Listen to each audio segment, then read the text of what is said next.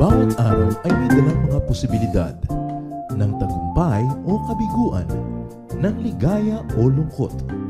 Kaya marapat lamang na tanggapin si Jesus bilang tagapagligtas at Panginoon. At matapos yun ay panariwain ang katapatan at paglapit sa Kanya bawat araw o day by day. Ang day by day ay naglalayong umalalay sa pang-araw-araw na pamumuhay. Narito po si Kuya Ed Lapis sa mensaheng pinamagatang From Problem to Solution.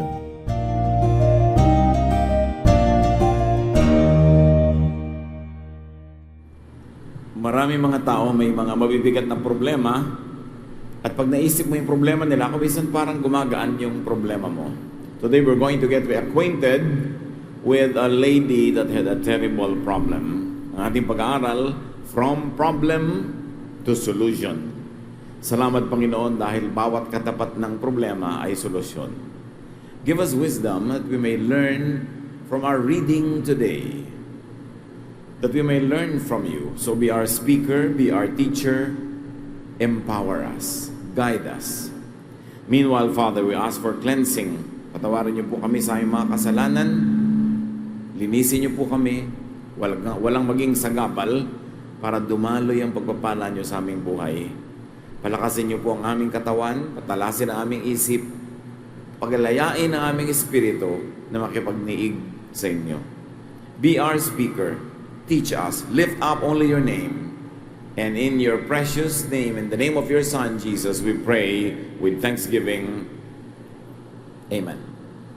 2 Kings 4, 1-7. One day, the widow of one of the Lord's prophets said to Elisha, "You know that before my husband died, he was a follower of yours and a worshiper of the Lord. But he owed the man some money, and now that the man is on his way to take my 2 sons as his slaves." Isa sa mga napakagagandang kwento sa Old Testament. Isang babaeng balo ang desperada dahil bukod sa lungkot na dinadala niya sa kamatayan ng kanyang asawa, ngayon ang kanyang 2 anak na natitirang aliw niya sa kanyang buhay at gabay sa kanyang pagtanda, ay kukuhanin pa nung pinagkakautangan ng kanyang namatay na asawa. Tradisyon ng araw na ang hindi nababayarang utang, yung anak mo ang magiging bayad. Malaking problema. Nalulungkot, wala na ng asawa, at ngayon mga walang pa ng mga anak. Nagpunta siya sa boss ng kanyang asawa, yung head prophet, si Elisha. At nilinaw niya, diniin niya na ang kanyang asawa ay dating naninilbihan, nag-aaral, tagasunod ng propeta, kaya may connection siya dito sa propetang ito sa pamamagitan ng kanyang asawa. 2 Kings 4:2, "Maybe there's something I can do to help," Elisha said. "What do you have in your house?" A most important and a most intriguing question. Lumapit yung babae sa kanya dahil nangangailangan ng tulong. Hindi natin alam kung ang inaasahang tulong ng babae ay bigyan siya ng pera para pambayad sa utang at ng yung anak niya ay huwag maibayad, huwag maipangbayad, or kakausapin ba ng propeta yung pinagkakautangan na patawarin mo na yung utang, propeta naman yung nagkautang sa'yo. Hindi natin alam kung anong laman ng isip ng babae. Pero definitely, hindi yon ang iniisip ng propeta. Kasi sabi ng propeta, "Maaaring may maitulong ako sa iyo. Ano ba ang meron ka sa bahay mo?" Hindi itinanong kung ano ba ang meron ng nanay mo, kapatid mo, kapitbahay mo, o ano bang meron ako na pwede ko ipautang sa iyo. No. Ano bang meron ka? At kung umaasa yung babae ng tulong na mas instant, halimbawa ay funds, baka pwede siyang wala ng gana dahil ang tanong sa kanya kung anong meron siya. Walang-wala nga siya, kaya nga siya lumalapit. 2 Kings 4:2-4, "Sir, I have nothing but a small bottle of olive oil." Elisha told her, "Ask your neighbors for their empty jars, and after you've borrowed as many as you can, go home and shut the door behind you and your sons.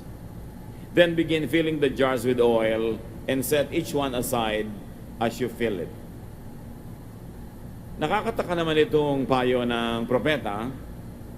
Sabi niya, anong meron ka sa bahay mo? Sabi nga natin, walang-wala nga siya, kaya lumalapit.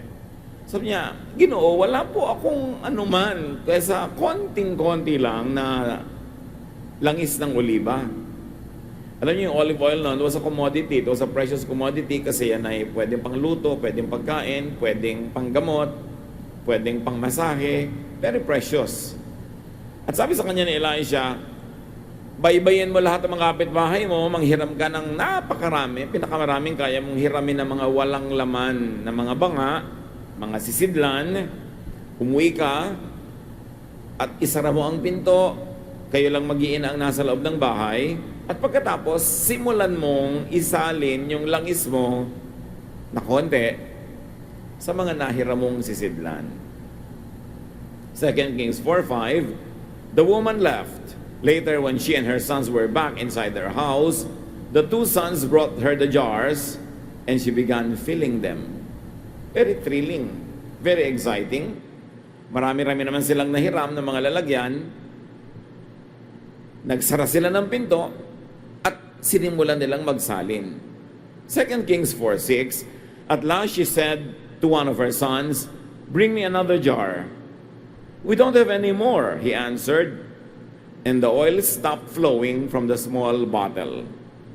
Wonder of wonders, habang nagsasalin sila at may napagsasalinan pa, hindi naubos yung konting langis niya. Kailan ito naubos? Nung wala nang mapagsasalinan, ubos na ang mga jars. Kaya sabi niya, pahingi pang lalagyan, wala na po tayong lalagyan, puno na, at wala nang empty, tumigil yung langis sa pagdaloy. 2 Kings 4:7. After she told Elijah what had happened, he said, sell the oil and use part of the money to pay what you owe the man. You and your sons can live on what is left. So, ano na po nang gagawin namin? Marami na kaming oil sa bahay. Abay di ibenta nyo. Part ng mapagbebentahan mo, bayaran mo yung utang ng asawa mo. Hindi na mababawi ang yung mga anak, magiging slave. At yung natira, sapat na sa inyo. Ipamuhay nyo. Presumably hanggang magkaroon sila ng mga hanap buhay, magkaroon sila ng susunod na pagkukunan. So that was the problem, and all the solutions embedded in the problem. How the problem was solved is very, very interesting. And it is our interest now how the problem was solved. Or what she needed, which was the problem, and what she had, and what she did. Very important. So the problem was solved by looking at what she needed, and then what she had, and what she did. First of all, she needed money. Sino kaya sa mga tao ngayon din sa bulwagan na ito ang hindi yan ang need? Kahit naman dumadami yung pera mo, sabi ng Solomon, dumadami din yung bayarin, dumadami ang gastos, may kailangan ka pa rin. She needed money to pay up so that she would not have to give up her sons. But what she had, isa-isahin natin, kasi mukhang walang-wala siya but she had a prophet husband, although past tense na, patay na, dead, but still useful. Marami nga kung kailan naging dead o naging useful lalo kung may insurance. So, he was dead but still useful dahil may connection siya sa kanyang head prophet. And what did she do? This woman, she capitalized on the goodwill of her husband, on his goodwill, and on his connection. So, that she had at home. She had a dead husband that had a good reputation and had friends. So, ang lesson agad sa atin, lalo sa mga magulang, mag-iwan, magpamana ng goodwill. Para ang yung mga iiwan, meron man lang mabalikan, mapuntahan, matakbuhan, na alang-alang sa iyo at sa iyong alaala ay tutulungan ng mga naulila. So she also had a prophet connection. She had a husband and she had a connection all the way to God. This was not a simple connection. He was a prophet. Elisha, one of the most celebrated prophets of the Bible. And then what she do? What did she do? She approached the one who could and who would help. Dapat ngayon pa lang umaandar na yung guni-guni natin mga kapatid para yung mga sarili nating problems, mahanapan natin ang solutions, lesson from this story. She approached the one who could help. What's the point in approaching someone who's willing to help but cannot help anyway? And then she approached someone who also would help. What's the point if they could help but would not? Kung kaya nga pero ayaw naman o hindi gusto. So isipin, sino ang merong ganong power? And she had an idea. What was that idea? Tell the prophet. Kailangan sabihin ko sa propeta ang problema ko. Sobrang bigat, kailangan humanap ako ng ibang balikat na pwedeng tumulong, laang tumulong, kayang tumulong, at gustong tumulong. At yun yung propeta. So the solution to many of our problems is usually just an idea. Idea. Bawat solusyon may katapat, bawat problema may katapat na solusyon. Kailangan lang makonekta sila ng idea. Dapat may idea, dapat may iniisip at nag-iisip ang tao. And what she did, she worked on the idea. Sabi niya, alam ko na, ang una kong gagawin, pupunta ako sa prophet, sasabihin ko ang problema ko. At hindi siya nagpatumpik-tumpik, hindi siya nagtagal pa, pumunta nga siya at sinabi niya. Marami sa atin, maraming ideya, pero walang aksyon. Alam mo yun ang gagawin mo, tama. O sige, kukuha ko na insurance. Kailan? Sige, sabihin ko sa iyo, biglang namatay ka na bigla, wala na insurance. Kung kukuha ka rin lang, kumuha ka na ngayon kasi unang hulog mo pa lang, pag bigla ka na dedo, covered ka na. Act on the idea, especially if it's a good idea. Meron naman mga tao, act ng act, wala namang ideya. Suntok-suntok sa buwan, kung ano-anong pinagagagawa, walang plano. Hindi rin magwo-work. So she had a good idea, and she acted on the idea in a very timely manner. Kasi kung pinatumpik-tumpik pa niya, pinatagal-tagal, baka dumating na yung pinagkakautangan, nakuha na yung mga anak niya bago pa siya nakakilos. Do not, sabi nga ni Manuel L. Quezon, do not live for tomorrow what you can do for today. Natatandaan niyan yung mga nag-elementary na noong mga 1960s, Quezon Code of Ethics. Do not live for tomorrow what you can do for today. Nawala na yan nung araw pagka mga flag ceremony pag Monday, may mga nagre-recite ng mga Quezon Code of Ethics. And it gets instilled in you. Manners, etiquette. Kailangan huwag yung manya na habit. So the prophet did not give her money.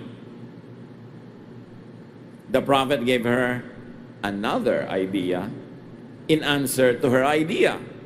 Her idea was to go to the prophet, so the prophet gives her another idea. If the woman was thinking of money, the prophet gave her something better. Pag mayroon tayong financial problem, mga kapatid, hindi pangungutang ng pera ang laging pinakamagandang solusyon. Or hindi pera agad o cash ang pinakamagandang solusyon. Kung yun ang pinakamagandang solusyon, nanalangin na sana yung propeta, naghimala ang Diyos, may pera, o eto na yung pera. But God does not work that way. The prophet did not give her a dole out, but the prophet gave her a project. Binigyan siya ng isang proyektong mapagkakakitaan. What else did the woman have? The woman had courage. Ang mga babae nung araw, hindi basta-basta lumalapit sa lalaki, lalo yung lalaki na yung mataas ang ranggo sa lipunan at sa pananampalataya. Pero may lakas ng loob o nilakasan ng loob ang babae na ito at lumapit siya sa propeta. Talo ang mahiyain. Lalo kung biyuda ka, mahiyain ka, magiging alipin ng mga anak mo. Ang mga anak ng mga mahiyaing magulang, dehado, talo, ipinapatalo dahil nahihiya. Tanggalin nyo yung hiya sa buhay. Ang ikahiya mo lang yung masamang ginagawa. Pero yung lalapit ka, hihingi ka ng tulong, lahat naman nga kailangan ng tulong. Tiyakin mo lang na hindi ka naman laging ikaw na lang yung humihingi. Pamisa-misa ikaw naman magbigay. O pagpahingahin mo naman yung hinihingan mo, hindi parate. Pero hindi nakakahiya na humingi ng tulong sa oras ng kagipitan. Hindi nakakahiya na magpaalala kahit sa employer mo na deserve mo na ang raise kasi ang tagal-tagal mo na, ang galing-galing mo, ang husay-husay mo, wala pa. Hindi nakakahiya na i-demand mo kung ano yung what is rightfully yours. Kung namatay ang asawa mo, nag-aagaw-agawan sa mana yung mga pamilya niya, mahiyain ka, talo ng anak mo. Dapat ang tao hindi mahiyain, lalo may umaasa sa'yo. So talo pagka mahiyain ang tao. Hindi naging katalunan ng mga anak ngayon dahil itong babaeng to may lakas ng loob. And then what she had, the star of all the things she had, was some oil at home. Sabi ng propeta, what do you have at home? And this is a godly way to solve problems. What do you have? What is your strength? What is it in you that can become a solution? Dapat naman mayroon kayo kahit konting sariling oil sa bahay. Have something. Kahit nung naghimala si Jesus, pagpapakain ng 5,000 lalaki plus women and children, merong something. 2 maliliit na isda at 5 pirasong maliliit na tinapay, pinarami. Pero kung wala ni isang isda at wala ni isang tinapay, anong paparamihin? 0 times 10 is 0 pa rin. Kailangan bigyan mo ang Diyos ng something to bless. Gusto mong pumunta sa exam, pumasa? Mag-aral ka at yung alam mo, ma-bless niya, dumami habang sumasagot ka ng mga tanong. Gusto mong umunlad sa buhay?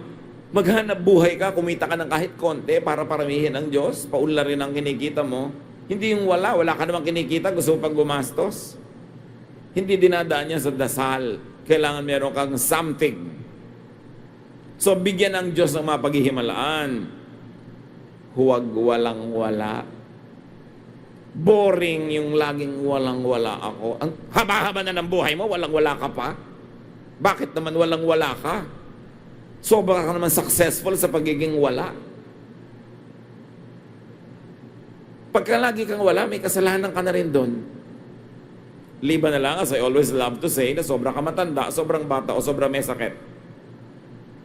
Pag willing kang ihampas ang katawan mo sa trabaho, hindi ka pwedeng walang-wala.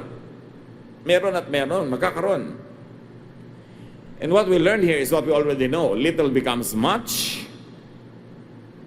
when you place it in God's hands. Line yan of a song. Little becomes much when you place it in God's hands. At ganun ang miracle. Meron kang konti, paparamihin ng Diyos. Meron kang konting effort, paparamihin niya. To the best of your ability, ha? And what she did, she committed her own resources. Itinaya niya yung sarili niyang konting langis. Marami mga tao hindi nasosolve ang problema kasi gusto nila wala silang gastos. Iba ang gagastos, sosolve ng buo nilang problema.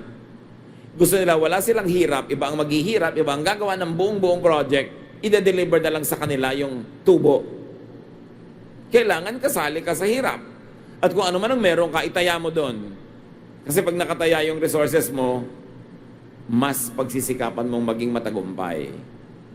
Kaya yung mga bumibili ng mga franchises, yung gusto mag-franchise ng, halimbawa ay buko o kung anumang maliit na tindahan, ang requirement, ikaw ang tatao sa tindahan mo. At saka meron ka talagang cash outlay para sikapin mong umunlad yun dahil may nakataya ka eh. Gusto mong magtagumpay yung project. Marami mga tao hindi nasosolve ang problema kasi ayaw nilang magastusan, ayaw nila mahirapan, gusto nila charity. What else did she need? Remember, a need is a problem here and we are looking for solutions. She needed bottles. She needed jars. Lots of them. But what she had was only what was at home. But she had neighbors who had the bottles, the jars. And obviously, she had goodwill. Wala siyang jar, pero may mga kapitbahay siyang may jar. Ngayon, kung siya'y palaaway na babae, nakikipagkagalit sa mga kapitbahay, goodbye solution to the problem. Kasi kailangan ng jar, wala siyang jar, ang kapitbahay meron pero di niya kausap eh. Kagalit niya. So meron siyang goodwill. Dumadami ang assets niya. Pag binilang natin, kanina parang wala. She had neighbors who had battles and she had goodwill. And what she did, she sought help from her neighbors. Nagkakatok, bahay-bahay, meron ba kayong pwedeng mahiram na jar? Kung di ka pinagkakatiwalaan, kung hindi ka gusto, di ka papahiramin kasi nababasag ang jar. Kung may history ka ng pagiging burara na lahat ng dinala mong jar ay nabasag, walang magtitiwala sa'yo. So you see, in solving a problem, pati history mo masasangkot. Trustworthy ka ba? Pwede ka bang pagtiwalaan? Pwede ka bang pahiramin? Kasi pwede, yes, marami akong jar. Kilala naman kita, hindi mo naman ako kinaaway, pero hindi kita papahiramin kasi ang dami mo nang nabasag. Ang pag-solve sa problema, hindi lang habang nandun yung problema, even long before it happens, your behavior, your performance, is part of the future solution. Kung may inaaway kayo ngayon, nagsasara kayo ng pinto na matulungan niya kayo sa darating na problema niyo next month. At sinong nakakaalam kung magkakaproblema kayo o hindi? Yan yung nangaaway, nakikipagkagalit, bulag yun. Bulag siya sa katotohanan na hindi siya self-sufficient. Na darating at darating ang panahon, kakailanganin niya ang awa, ang tulong, ang respeto ng kapwa. So, she sought help from her neighbors. Ang obvious na lesson sa atin ay be neighborly. Bagamat ngayon, kahit nasa kabilang part ng mundo, isang text lang sa'yo, nahihiraman ka na. So, maging neighborly ka talaga lalo. Plant what you want and what you will need to harvest. And in your problem solving, enlist people's help. Napaka-importante pala dito yung kanyang pakikisama, pakikitungo doon sa head prophet. Ngayon sa kanyang mga kapitbahay din. So what she needed was help. But what she had was a dead husband, a living prophet, 2 sons, and people around her. Tell me, with all of this, put into the brew, alam nga namang hindi pa masolve ang problema niya. Tingnan mo lang yung listahan ng mga inilagay na assets na ilalagay ngayon, ima-marshal to solve her problem. Parang alam mo na masosolve ang problema eh. A dead husband with a good reputation, a living prophet, 2 sons, and a lot of people. The problem became parts of the solution. Remember that her problem were her 2 sons. Now her 2 sons were the main helpers in her endeavor. Sila yung mga katulong na nangolekta ng mga jars at katulong na nagsalin. And what she did, what she sought, people. Walang problemang sobrang bigat kung marami kang katuwang. Lalo kung willing sila and able na tumulong sa iyo. Many are able but are not willing. So you should ask yourself, why not? And many are willing but not able. It's not your problem, it's theirs. But to have people who are willing and able, don't ever lose them in your life. May mga tao nakikipagkagalit sa biyanan, sa manugang, sa kapatid, maging sa asawa, sa anak. It is foolish. Ang laki-laki na ng financial investment mo sa kanya, laki-laki na ng emotional investment mo, ang dami niya ng pinagsamahan, tapos aawayin mo, hahayaan mong inaway ka, hindi mo ginawa ng paraan para kayo magkasundo. It's to your big loss. Every person you lose in your life, in your social registry, is a loss. Dapat yan pinapahalagahan. So turn problems into solutions. And the lady realized one great thing, that in problem solving, people, not things, are the best assets. Ang tunay na napakalaki mong asset ay tao na makakasama mo, naniniwala sa iyo, makikibakas sa iyo. So may problema ba tayo? Anong problema natin? Financial or other things? Do something. Pray, but do something. Hindi pwedeng pray ng pray tas walang action. And remember let's take a second look at the solution. Hindi siya sinabihan ng propeta, wala pala kayong pera, konti lang ang pera ninyo, may problema kayo, so magtipid kayo masyado. Bawasan yung kinakain ninyo. Magtipid kayo na magtipid. Huwag na kayong gumamit ng ilaw, huwag na kayong, at kung modern time, huwag na kayong mag-electric fan, huwag na kayong kumain na masarap. No! Hindi sila tinuro ang magtipid. Ang itinuro sa kanila ng propeta ay to produce money. To make an income, and to increase their income. O iba naman kasing case nila dahil may propeta involved, so may miracle. But do you know na sa buhay natin, may miracle every day? Pwede nga hindi dumadami talaga literally yung oil mo, baka nga wala ka pang olive oil. Pero may ibang dumadami. Kasi kung hindi ka pinaghihimalaan ng Diyos, kapatid, bakit buhay ka pa? Sa dinami-rami ng needs sa buhay at sa kinakonti-konti ng resources, bakit buhay pa tayong lahat? Himala yun. Tayo ang living testimony na nangyayari pa ang mga himala. Na napakaraming pwede mangyari sa iyo. Sa pagpunta mo lang dito, pwedeng nasagasaan ka, nabundol, nadaganan ka ng natutumbang puno. Pwedeng may sumaksak sa iyo, pero ayan ka, buhay ka. Himala. Patuloy ang paghihimala ng Diyos.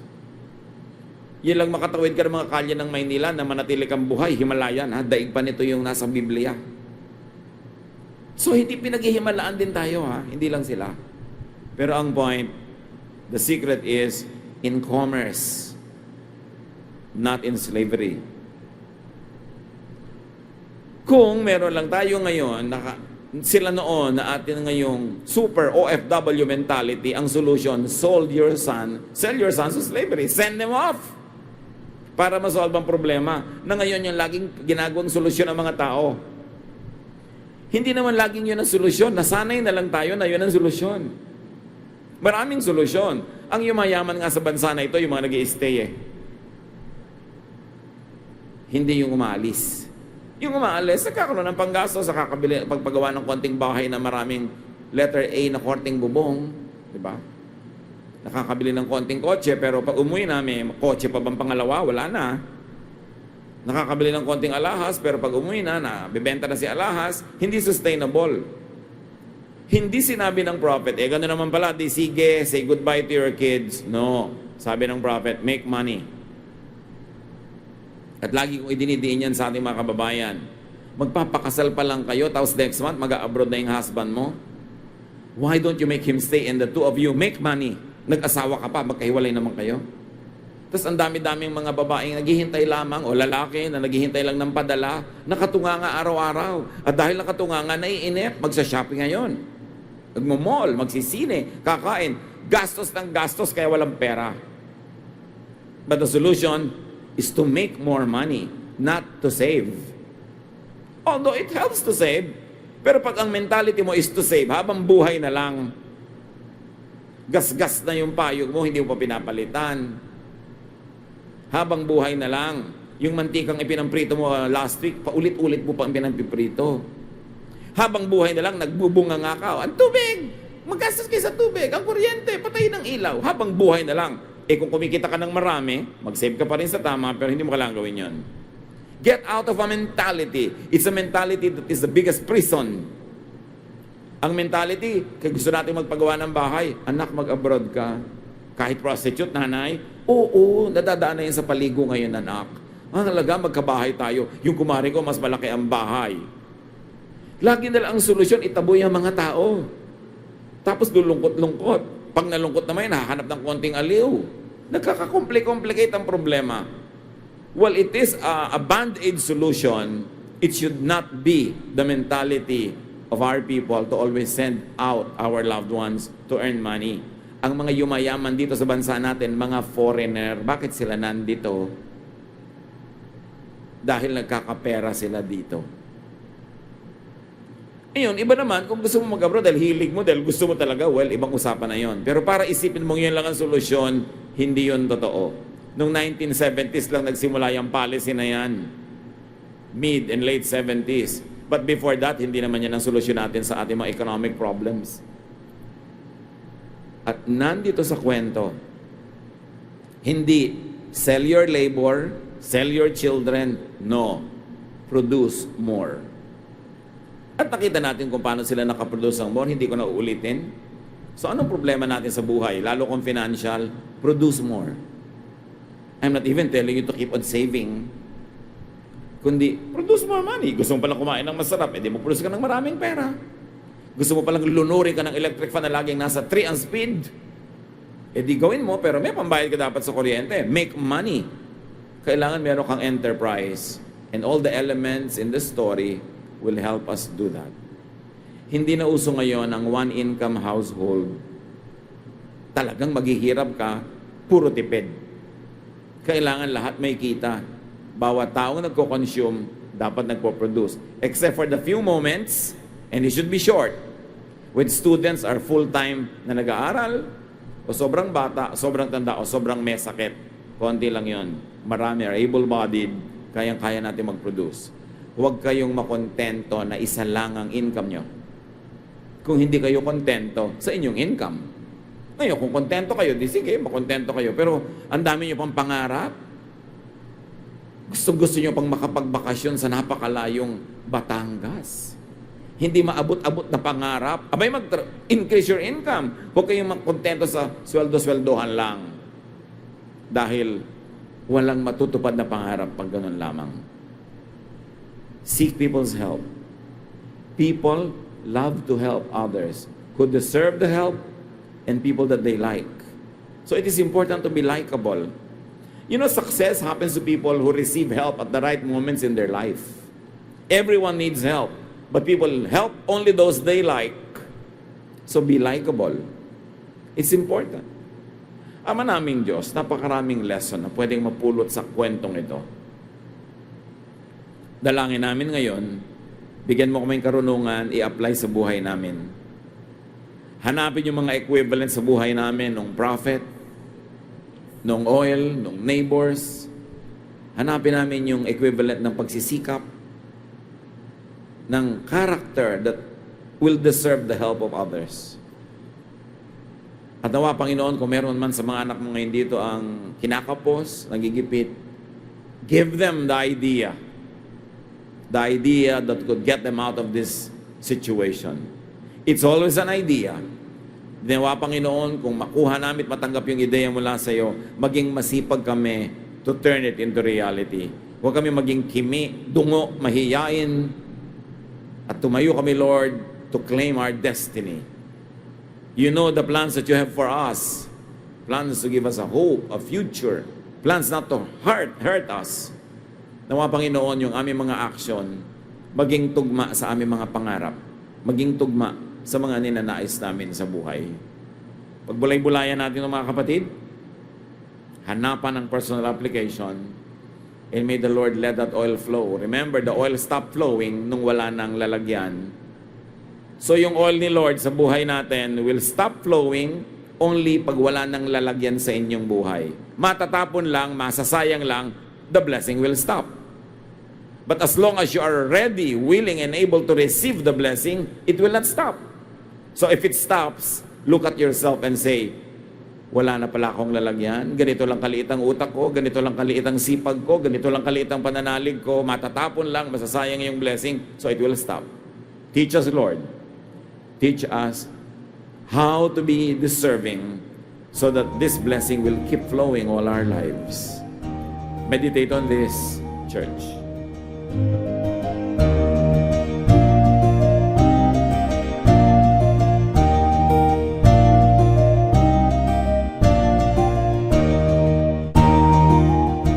Ang katatapos pong mensahe ni Kuya Ed Lapis ay pinamagatang From Problem to Solution.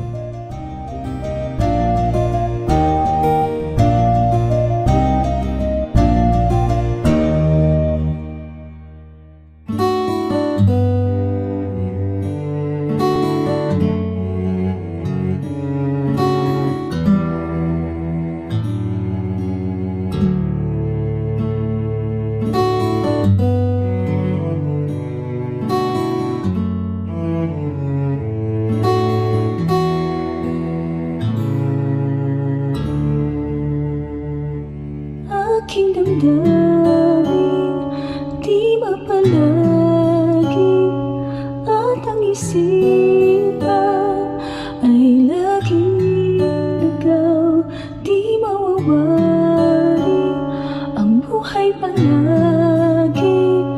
Kahit itama ay hindi sapat, nais kong itama ang lahat. Ngunit iabot at di sapat, Jesus, kailangan kita, Jesus, hindi mangangamba, Jesus, pag-ibig niyo iba di mapapantayan, kahit na sinuman, Jesus, kailangan kita, Jesus, sa'yo'y hindi mangangamba, Jesus, sa piling niyo ako'y laging may pag-asa.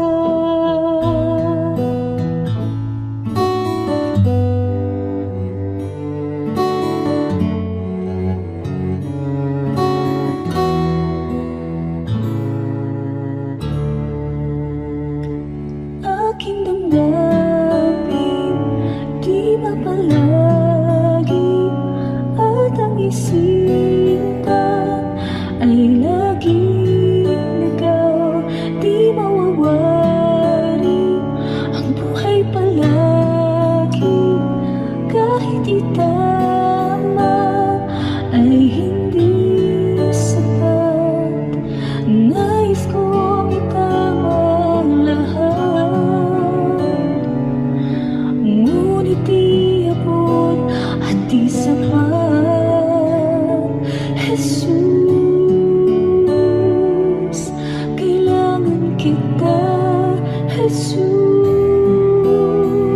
hindi mangangamba, Jesus, pag-ibig niyo iba di mapapantayan, kahit na sino man, Jesus, kailangan kita, Jesus, sa'yo'y hindi mangangamba, Jesus, sa piling niyo ako'y laging may pag-asa.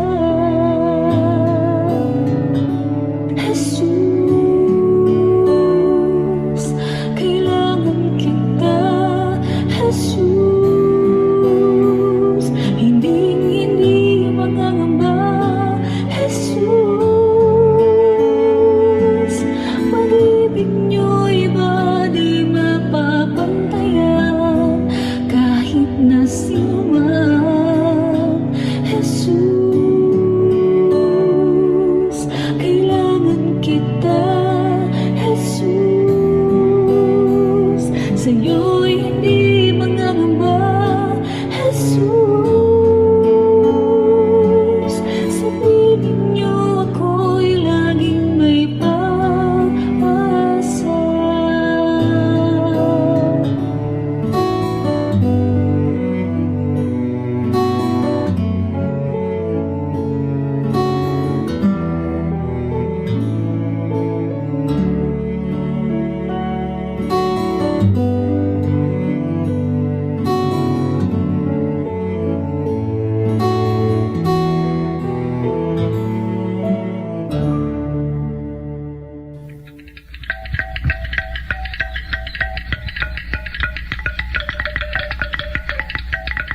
Maraming kayamanan ng ating bayan na dapat maipagmalaki at isa na rito ang ating musika. Napakarami ng mga instrumentong pangtugtog ng ating lahi. Isa na rito ang kulintang tamlang ng mga Maguindanao sa Cotabato.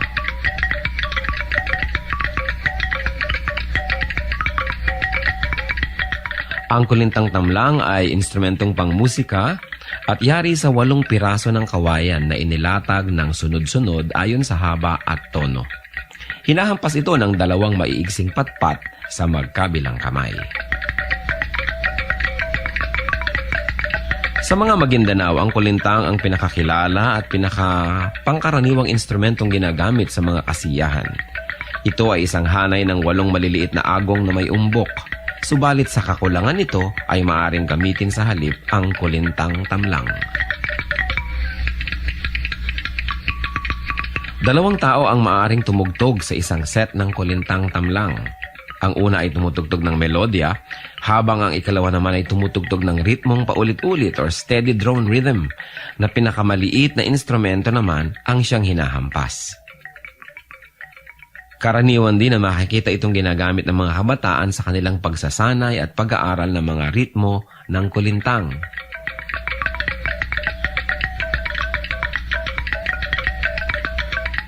Yan ang kulintang tamlang ng mga Maguindanao sa Cotabato. Kayamanan hindi lang ng Maguindanao, kundi ng buong bayan. Marapat isuko sa Panginoon at gamitin sa paglikha ng musika sa pagsamba sa Kanya.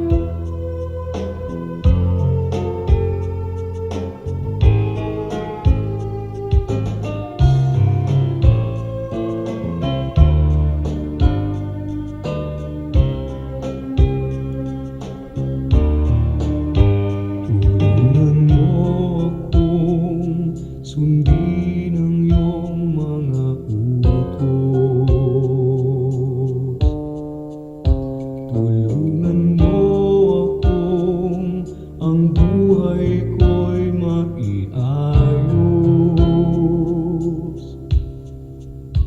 At sa mga tukso, tulungan mong pigilin ang sarili ko. Tulungan mo akong maging tapat sa'yo. Pagpipigil sa sarili, pagpipigil sa sarili. Kung nalulungkot at nalulumbay, magtiis at maghintay. Pagpipigil sa sarili, pagpipigil sa sarili. Ang ituro mo sa buhay ko, Jesus.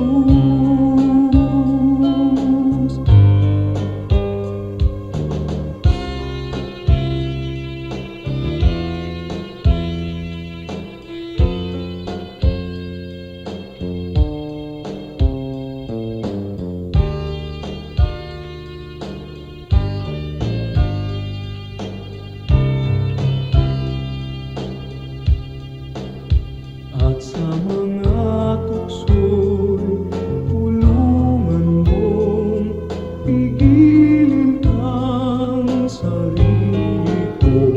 Tulungan mo akong maging tapat sa'yo. Pagpipigil sa sarili, pagpipigil sa sarili. Kung nalulungkot at nalulumbay, magtiis at maghintay. Pagpipigil sa sarili, pagpipigil sa sarili. Ang ituro mo sa buhay ko, Jesus.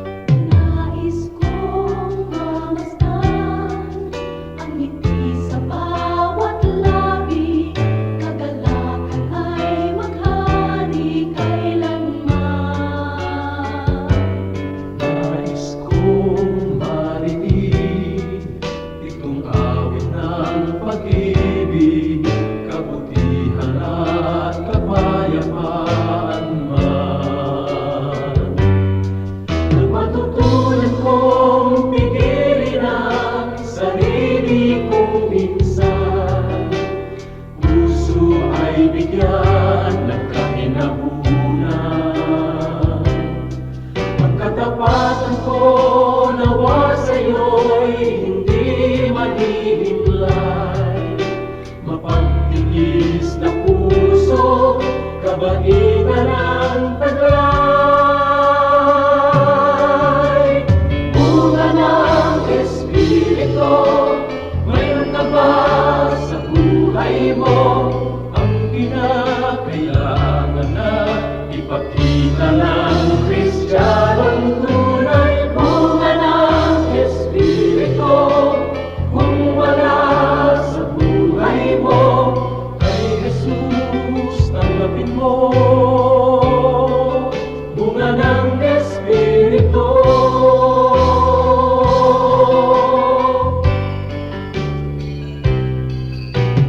Kay Jesus tanggapin mo. Bunga ng Espiritu.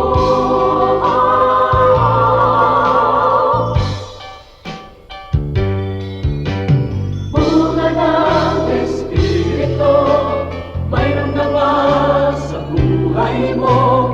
Ang kinakailangan na ipakita ng Kristiyanong tunay. Bunga ng Espiritu, kung wala sa buhay mo, kay Jesus tanggapin mo. Bunga ng Espiritu.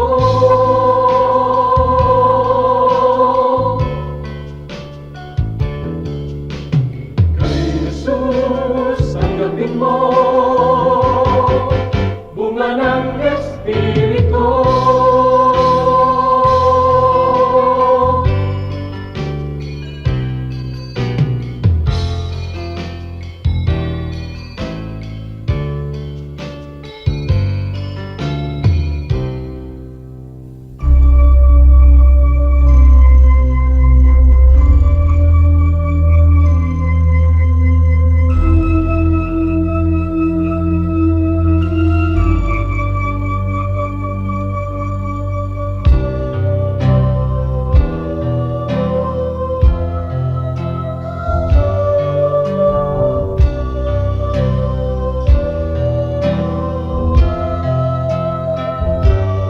Bakit labis na pag-ibig nais kong ibigay? Magmula ng tanggapin ko si Jesus sa aking buhay. Noon ng Diyos sa puso ko'y isang katang-isip lamang. Ngunit ngayon siya ay katotohanan.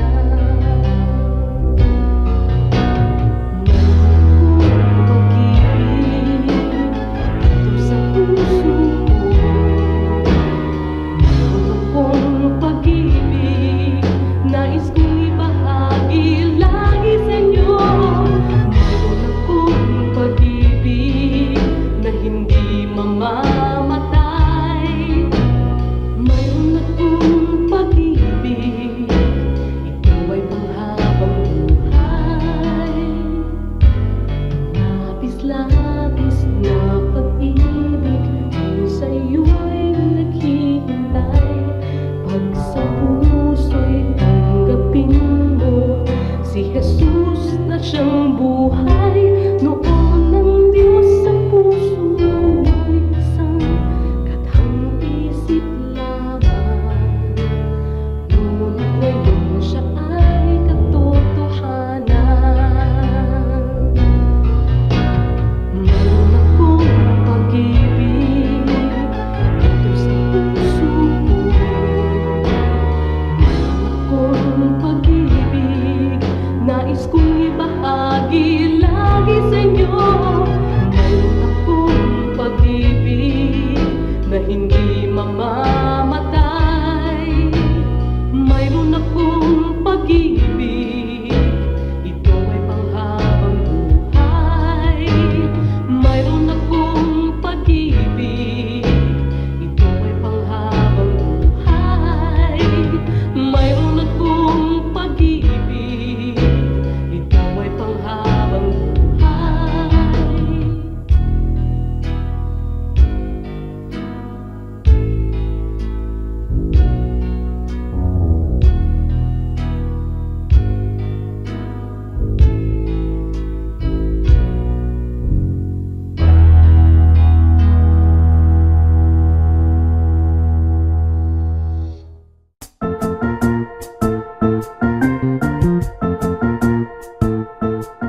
Oras na po para pansamantalang magpaalam ang programang Day by Day. Tayo po'y magsama-sama tuwing ika-6 hanggang ika-7 ng umaga, araw-araw. Magandang umaga po at mabuhay ang Panginoong Hesus.